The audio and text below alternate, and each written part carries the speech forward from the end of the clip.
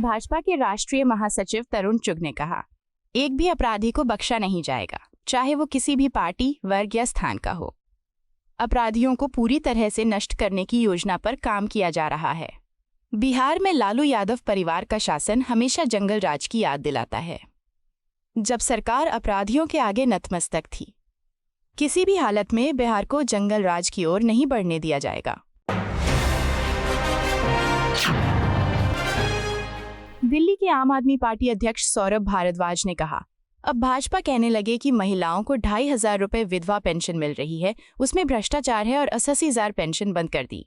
ये भ्रष्टाचार के नाम पर जन कल्याण योजनाएं बंद करना चाहते हैं। कांग्रेस नेता प्रमोद तिवारी ने बिहार के उप मुख्यमंत्री सम्राट चौधरी के बयान पर कहा, मैं इन बयानों की निंदा करता हूं। बिहार में 24 घंटे में 9 हत्याएं हुई हैं, जिनमें से 5 को पूर्णिया में जलाकर मार दिया गया। क्या नीतीश कुमार अर्धजागृत अवस्था में हैं या वे भाजपा के दबाव में हैं? भाजपा और नीतीश सरकार को सत्ता में रहने का अधिकार नहीं है। उन्होंने जंगल का राज लागू कर दिया है, वहां कानून का राज नहीं है। बिहार के केंद्रीय मंत्री गिरिराज सिंह ने कहा, बिहार में नीतीश कुमार को बदनाम करने के लिए एक षड्यंत्र रचा जा रहा है कि आतंक फैलाओ, अपराध करो। कुछ लोग नीतीश कुमार को बदनाम करने के लिए ऐसा कर रहे हैं और इसका पर्दाफाश होने वाला है। ये एक राजनीतिक गैंग के माध्यम से हो रहा है। जो लोग कह रहे थे कि ये जंगल राज है, यहाँ तो कार्रवाई हो रही है। लालू यादव के राज में क्या होता था? मुख्यमंत्री आवास में बैठकर अपराधियों की पंचायत होती थी और आज तेजस्वी यादव नीतीश कुमार को बदनाम करने के लिए प्रेस कॉन्फ्रेंस कर रहे हैं। मीरा भयंदर मनसे मोर्चा पर महाराष्ट्र के सीएम देवेंद्र फडणवीस ने कहा, महाराष्ट्र एक लोकतांत्रिक राज्य है। अगर कोई मोर्चा निकालना चाहता है तो वो अनुमति लेकर ऐसा कर सकता है।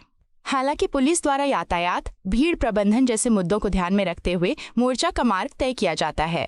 पुलिस आयुक्त ने मुझे बताया कि उन्हें मार्ग बदलने के लिए कहा गया था, लेकिन वे उसी मार्ग पर जाने पर अड़े रहे, इसलिए पुलिस ने उनकी मांग को खारिज कर दिया।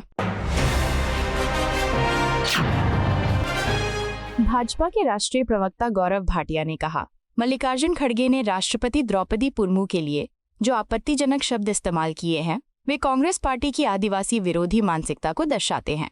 उन्होंने पूर्व राष्ट्रपति रामनाथ कोविंद का भी अपमान किया है। मल्लिकार्जुन खड़गे और कांग्रेस पार्टी की हर कोई निंदा कर रहा है। आपने राष्ट्रपति को मुर्मा जी कहकर संबोधित किया बिना किसी सम्मान के और फिर अंत में उन्हें भूमाफिया कह दिया। पूरा देश जानता है अगर कोई भूमाफिया है तो वो नकली गांधी परिवार है। पटना के व्यवसायी गोपाल खेमका की हत्या के आरोपी के पुलिस मुठभेड़ में मारे जाने की खबरों पर जेडीयू नेता राजीव रंजन ने कहा, उमेश यादव और एक अन्य अपराधी की गिरफ्तारी हुई है। एक अन्य अपराधी जिसने पुलिस पर हमला करने की कोशिश की, उसे भी पुलिस ने ढेर कर दिया है। कार्रवाई लगातार जारी है। इसमें सवाल खड़े करने वाले लोगों से जनता जरूर पूछेगी कि उनकी भूमिका जिम्मेदार विपक्ष की अगर है तो ऐसी घटनाओं में इनपुट के माध्यम से वे पुलिस को मदद कर सकते हैं।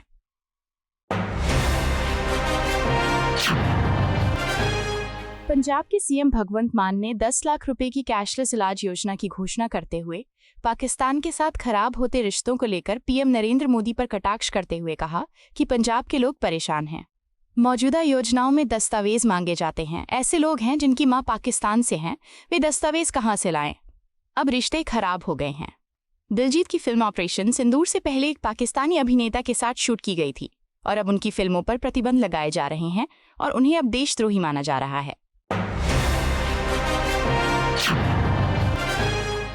बीजेपी प्रवक्ता सैयद जफर इस्लाम ने एक प्रेस कॉन्फ्रेंस को संबोधित करते हुए कहा, 2014 में जब हमारी सरकार बनी थी तब भारत शीर्ष 5 सबसे कमजोर अर्थव्यवस्थाओं में से एक था। आज ये एक शानदार अर्थव्यवस्था बन गई है। विदेशी भंडार के मामले में हम पहले से ही चौथे स्थान पर हैं और कुछ समय में हम जीडीपी के मामले में भी चौथे स्थान पर पहुंच जाएंगे। कांग्रेस नेता पवन खेड़ा ने कहा, भाजपा की मानसिकता बकवास है।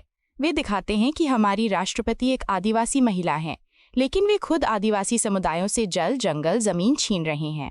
लाखों पेड़ काटे जा रहे हैं, उन पर अत्याचार किया जा रहा है। इसका पर्दाफाश होना चाहिए।